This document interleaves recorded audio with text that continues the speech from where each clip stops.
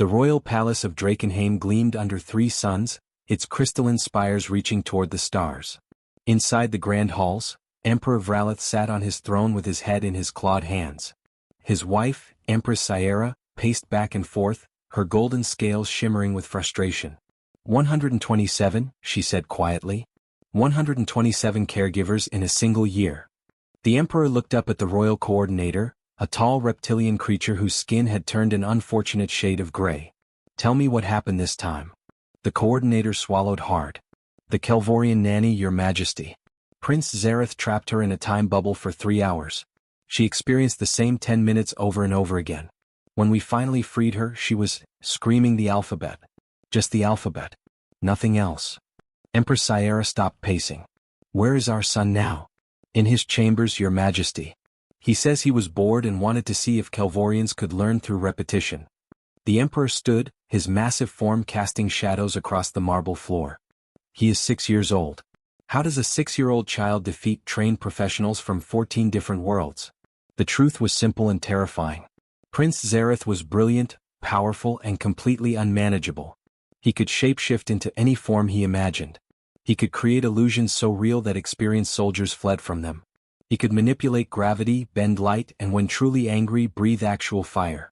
But worse than his powers was his mind. He was smart enough to find every weakness, every fear, every button to push. The caregivers came from across the empire. They brought credentials, experience, and confidence. They left with trauma, resignation letters, and therapy appointments. A Centaurian warrior who had survived 3 wars quit after Zareth made him see spiders for 2 days straight. A mind reader from Cylon Prime requested emergency extraction after the prince somehow reversed her abilities, forcing her to broadcast her own thoughts to everyone nearby. A floating ethereal being who required no sleep simply vanished one night, leaving only a note that said, "I'm sorry," in 12 languages. The palace staff whispered that the prince was cursed. Others said he was testing them, searching for someone strong enough to match him. The truth was simpler. Zareth was lonely, angry, and tired of being treated like a precious object instead of a person. That night, while the Emperor and Empress argued with advisors about their options, Prince Zareth decided to have some fun. He walked into the East Wing administrative sector and concentrated. Flames erupted from the walls, the ceiling, the floor. They roared and crackled, spreading faster than any real fire could. They looked real, felt real, even smelled real. But they were nothing but light and magic. Alarms screamed. Guards shouted orders. Within minutes, the entire wing was evacuated. Everyone ran from the impossible inferno that threatened to consume them. Everyone except one person. Marcus Chin pushed his cleaning cart through the flames without breaking stride. He was a human, which meant he was considered part of the lesser species in the galactic hierarchy. He worked third-shift maintenance, mopping floors and emptying trash bins that important people never thought about. He had been on Drakenheim for 2 years, saving money to send back to his family on Earth. He walked through the fire because his shift had just started and he had work to do. The flames passed through him harmlessly because he had noise-canceling headphones on, listening to old Earth music, and had not heard the evacuation alarm. Zareth watched from behind a pillar, his eyes wide with shock. The human was not screaming. He was not running. He was humming? The small dragon prince stepped out from his hiding place, and the flames vanished instantly. Marcus noticed the movement and stopped. He pulled off his headphones and looked down at the small dragon child standing in the empty hallway. You setting fires or just pretending to? Marcus asked, his voice calm and casual. Zareth stared at him. No one had ever asked him that question before. No one had ever talked to him like he was just normal. And then something happened that had not happened in the palace for months. Prince Zareth laughed. Empress Sierra was reviewing security footage when she saw it happen. The human janitor walked through her son's illusions like they were nothing. Then Zareth appeared and they talked. And then, for the first time in months, her son laughed. It was not a cruel laugh or a mocking laugh. It was the pure, surprised laugh of a child who found something genuinely funny. She called her husband immediately. The next morning, Marcus Chen was summoned to the throne room. He had never been in this part of the palace before. Guards escorted him through hallways made of crystal and gold. He still wore his maintenance uniform and his boots squeaked on the polished floors. Emperor Vralith looked down at the small human standing before his throne. You met my son last night. Marcus nodded. The kid with the fake fire trick? Yeah. Smart illusion work. Very realistic. The court advisors gasped. Calling the crown prince the kid was incredibly disrespectful. But the emperor raised a hand for silence. Marcus Chin, the empress said, leaning forward. We have a problem. Our son has driven away 127 caregivers. Experts from across the empire cannot handle him. Yet you made him laugh. How? Marcus shrugged. I just talked to him like a regular person. Lord Chancellor Vexwrath, an ancient dragon with silver scales, stepped forward. This is absurd, your majesties. A human? A janitor? To care for the future emperor? We have tried every certified expert in the empire, the emperor said firmly. Perhaps we need someone who is not an expert. He turned to Marcus. We offer you a position as the prince's companion and supervisor. Your salary will increase 10 times. You will receive full citizenship status. Marcus was quiet for a moment. I'm not a babysitter. I do not know anything about raising princes. Then what would you be? The empress asked. A supervisor, I guess. He follows basic rules. I treat him like a person instead of a god. That is all I can offer. The advisors started arguing immediately. This was unprecedented. Impossible. Dangerous. But Emperor Vralith stood up and everyone fell silent. Agreed, he said. You have 2 weeks to prove this will work. Zareth was informed that afternoon that he would have a new companion. He smiled his most dangerous smile and began planning. This human would quit faster than all the others. Their first meeting was in Zareth's study room. Marcus walked in carrying a simple bag. Zareth immediately shape-shifted into a terrifying monster with 6 heads and burning eyes. Marcus set down his bag. You are still shorter than me even with 6 heads. Zareth shifted into Marcus's form, copying him perfectly. Look, I am a boring human who cleans floors. Marcus sat down and pulled out a deck of cards. Do you know how to play kings? Zareth shifted back to his normal form, confused. What? It is a card game. I will teach you. I do not want to play cards. Zareth shouted.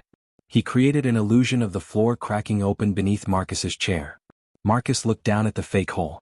Solid floor. Nice try. He shuffled the cards. 3 rules while you are with me. No lying. No hurting anyone. No breaking my stuff. Break a rule, you lose privilege time. Privilege time? Zareth asked. Screen time, flight practice, dessert, whatever you like. Break my trust, lose something you enjoy. Zareth's eyes glowed red. I am a prince. You cannot punish me. Then I will leave, Marcus said simply. Your choice. Zareth stared at him. Every other caregiver begged to stay, feared being fired. This human did not care. That night, Zareth tested the rules. He used magic to destroy Marcus's data pad, the one with pictures of his family on Earth. Marcus found the broken device and looked at Zareth. That is disappointing, he said quietly. That had photos I cannot replace. Zareth expected yelling.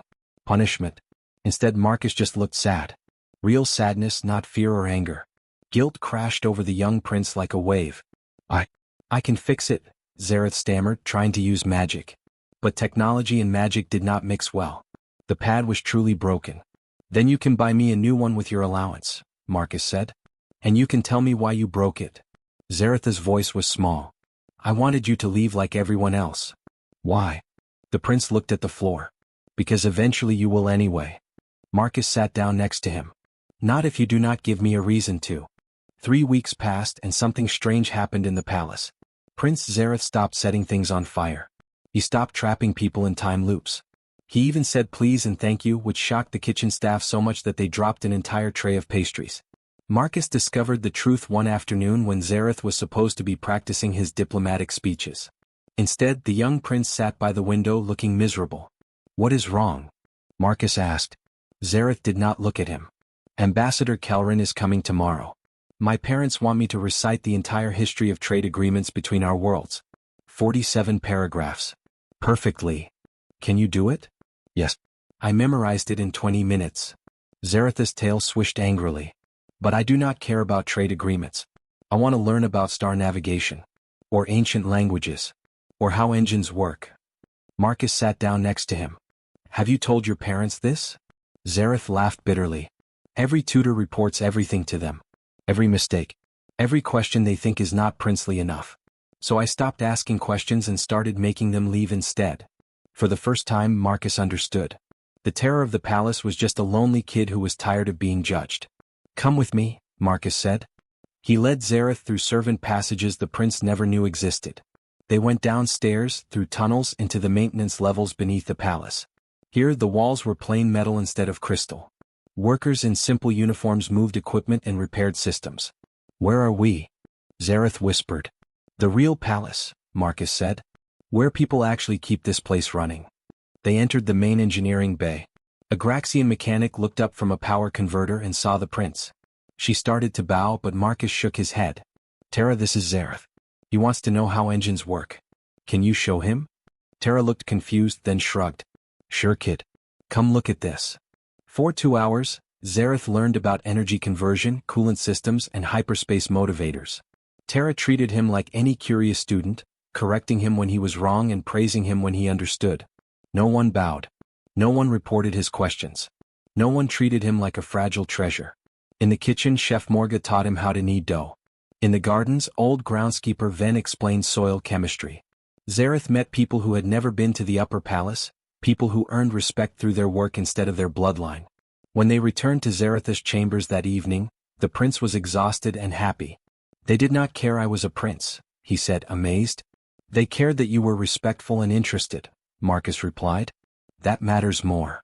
The next day brought a test neither of them expected. A delegation from House Morthak arrived, nobles from a rival family. During the formal greeting, Lord Morthak's son saw Marcus standing near the prince and sneered. "I see the royal family employs human servants as decorations now," he said loudly. "How quaint." Zareth's eyes began to glow. Energy crackled around his small fists. Every insult to Marcus was an insult to the only person who treated him like a real person. But before Zareth could act, Marcus put a gentle hand on his shoulder. "You can defend me with magic," Marcus whispered, "or you can prove them wrong by being better than they expect. Your choice." Zareth took a deep breath. The energy faded. He turned to the visiting nobles and spoke with perfect, cold politeness. "Lord Morthak, welcome to Drakenheim. Marcus Chin is my advisor and friend. If you cannot show respect in our home, perhaps your visit should be shortened." Even Emperor Vralith looked surprised. The visiting nobles stammered apologies. That night, Zareth found Marcus on a balcony overlooking the city. "How do you stay calm when people disrespect you?" the prince asked. Marcus looked at the stars. "Because their opinion does not define my worth. Only my actions do. I know who I am. A janitor who is good at his job and treats people well. That is enough for me." "Is being a prince enough for me?" Zareth asked quietly. "Being a good person is enough," Marcus said. "The prince part is just your job. Like cleaning is mine. Do it well, but do not let it be everything you are." Zareth nodded slowly. For the first time in his life he understood the difference. 2 months after Marcus arrived, the palace had changed completely. Prince Zareth attended lessons without complaints.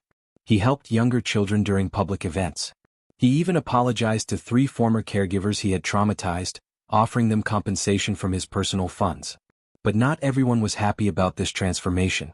Lord Chancellor Vexrath called an emergency council meeting. His silver scales gleamed as he addressed the Emperor and Empress. "Your Majesties, we must discuss the human situation," he said carefully. "While Prince Zareth has improved, we cannot ignore tradition. A human janitor cannot raise our future emperor. He lacks proper education in royal protocols, military strategy, and draconic heritage." Other council members nodded. They had watched a low-ranking human succeed where their best experts had failed, and it made them uncomfortable. "What do you suggest?" Emperor Vralith asked, his voice neutral. "A formal competency review. 3 trials designed for elite educators. If Marcus Chin passes, he keeps his position. If he fails, we assign a proper draconic tutor." The Empress looked at her husband. They both knew these trials would be designed for Marcus to fail. "Very well," the Emperor said. "Arrange it." Marcus was informed that evening. Zareth found him in the library staring at the trial requirements. "This is not fair," Zareth shouted. "They made these tests impossible for you. The protocol examination requires memorizing 400 years of diplomatic history. The combat simulation uses draconic fighting styles you have never trained in. And the philosophy debate will be 12 scholars against you." Marcus smiled sadly. "They want me gone. This is their legal way to do it."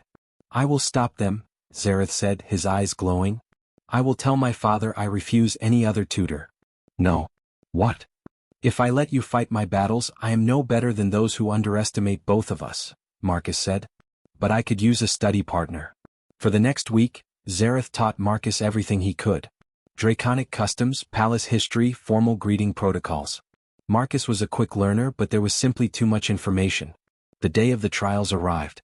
The great hall was filled with nobles eager to watch the human fail. The protocol examination came first. Marcus was placed in a simulation where 3 alien ambassadors insulted each other, threatening to end a peace treaty. He was supposed to use proper diplomatic language to calm them. Marcus failed every technical question about historical protocols. But he treated the simulated ambassadors like real people with real feelings. He listened to their complaints, found common ground, and made them laugh with a self-deprecating joke about human confusion with draconic customs. The crisis was resolved, though not in the traditional way. The judges were split. He had broken protocol but achieved the goal. The combat simulation was next. Holographic enemies attacked from all sides using advanced draconic combat techniques. Marcus was not a warrior and everyone knew it. But he was creative. He used the environment, turning the simulation's own obstacles against the enemies. When a holographic dragon charged him, he rolled under a low barrier it could not fit through. He survived 7 minutes longer than expected, not through strength but through thinking differently. The final trial was the philosophy debate. 12 scholars questioned his methods. "You have no formal education in child development," one said. "True," Marcus agreed. "You do not teach Prince Zareth military history or advanced political theory," another accused. "Also true. I teach him to be kind, honest, and thoughtful. The rest he can learn from actual experts." "Then what qualifies you to raise our prince?" demanded Lord Vexrath. Marcus stood up. "Nothing qualifies me to raise a prince. I'm not qualified for that job at all. But I am qualified to help raise a good person who happens to be a prince. I teach him that respect is earned, that power should be used carefully, and that being royal does not mean being perfect. The politics and war strategies you can teach him. I teach him to be someone worth following." The hall fell silent. Then a small voice spoke from the gallery. "Marcus stays or I start making caregivers quit again." Prince Zareth stood at the railing, his young face serious. Emperor Vralith looked at his son, then at Marcus, then at the council. Slowly he began to laugh. "It seems you have earned a rather fierce advocate, Marcus Chin. The trials are concluded. Marcus stays." 6 months passed like a dream. Prince Zareth became known throughout the empire as the reformist prince. He proposed new laws treating all species equally. He visited outer colonies and listened to common people's problems. Other noble families quietly asked Marcus for advice about their own difficult children. Marcus remained what he had always been, a maintenance worker who happened to advise a prince. He still cleaned his own quarters and ate in the staff cafeteria. Zareth often joined him there, preferring simple meals with real conversation over formal dinners with fake smiles. Then everything changed on a sunny afternoon. The royal family was traveling through the capital in an open procession. Crowds cheered. Children waved flags. It was supposed to be a celebration of the empire's founding day. The explosion came without warning. Rebels from the outer colonies, angry about trade policies, had planted charges along the route. Fire and smoke filled the air. The royal guard immediately surrounded the emperor and empress, rushing them to safety. But in the chaos, Zareth and Marcus were separated from the group. Marcus grabbed Zareth's hand and ran. Behind them, buildings collapsed. Energy weapons fired. People screamed. "I can fly us out." Zareth shouted, his wings spreading. "Not in this smoke. You cannot see where you are going. We use the maintenance tunnels." Marcus led them through a side alley to a service entrance. His hands shook as he opened the access panel, but his voice stayed calm. "Remember when I showed you these tunnels? We follow the blue line on the walls. It leads to the emergency shelters." They ran through the dark passages. Zareth's small legs struggled to keep up. Marcus could hear explosions above them, getting closer. "I am scared," Zareth admitted, his voice breaking. "Me too, buddy. But we are going to be okay. Trust me." They turned a corner and stopped. Debris had collapsed part of the tunnel. 3 palace guards were trapped under heavy metal beams, unconscious and bleeding. "We have to help them," Marcus said. "But the explosions." "I know. But we do not leave people behind. Can you lift that beam with your magic?" Zareth stared at the massive beam. He had never tried to move something so heavy. His previous magic had been for tricks and pranks, not saving lives. "I do not know if I can," he whispered. Marcus knelt beside him, looking him in the eyes. Remember what Terra taught you about energy conversion? Use your power like a lever, not a hammer. Small precise force at the right point. Zareth closed his eyes and concentrated. His whole body glowed with golden light. The beam shuddered, then slowly lifted. Marcus dragged the guards out one by one. A female guard opened her eyes briefly. Your Highness, save yourself. Not without you, Zareth said, straining to hold the beam. They got all 3 guards free just as another explosion rocked the tunnel. Marcus pulled Zareth close, shielding him with his body as dust and debris rained down. A piece of metal struck Marcus's shoulder, and he gasped in pain. Marcus, Zareth cried. I am fine. Keep moving. They helped the injured guards through the tunnels, Zareth using his small amount of healing magic to stop the worst bleeding. When they finally reached the emergency shelter, medical teams rushed forward. Marcus collapsed against a wall, his shoulder bleeding badly. Zareth refused to leave his side even as doctors tried to examine him. You are hurt because of me, the prince said, tears streaming down his scaled face. Marcus smiled weakly. I am hurt because I chose to protect you. Big difference. And you saved those guards. I am proud of you. 3 days later, Marcus woke in the Royal Medical Wing. His shoulder was bandaged but healing. Zareth sat in a chair beside the bed, asleep with his head on the mattress. Emperor Vralith stood nearby. My son carried you the last 100 meters to the shelter himself, the Emperor said quietly. He would not let anyone else touch you. The guards you both saved have told everyone what happened. You taught my son that true leadership means protecting others, not just commanding them. Marcus tried to sit up. I just did what anyone would do. No. You did what a good person does. And you taught my son to do the same. The Emperor placed a formal document on the bedside table. The Council wishes to grant you a noble title, Guardian of the Air. I do not want a title, Your Majesty. I told them you would say that. The Emperor smiled. So instead we offer honorary family status. In our culture, it means you are considered my son's kin. Not servant, not employee. Family. Zareth stirred and woke. His eyes lit up seeing Marcus awake. You scared me, the prince said. You saved 3 lives yesterday, Marcus replied. How does it feel? Better than any prank I ever pulled. 10 years later, Prince Zareth prepared to leave for the Imperial Diplomatic Academy. He was 16 now, tall and confident but still kind. He stood in the palace gardens with Marcus, who had a few gray hairs now but the same calm smile. Did you ever imagine that night with the fake flames would lead here? Zareth asked. I imagined you would stop trying to set things on fire. I did stop. You taught me there are better ways to get attention. Marcus looked at the young prince who had become like a son to him. I taught you that you already had mine. You just needed to ask. They stood together watching the sunset over Drakenheim, a human and a dragon prince, 2 friends who had changed an empire simply by treating each other with respect, honesty, and love.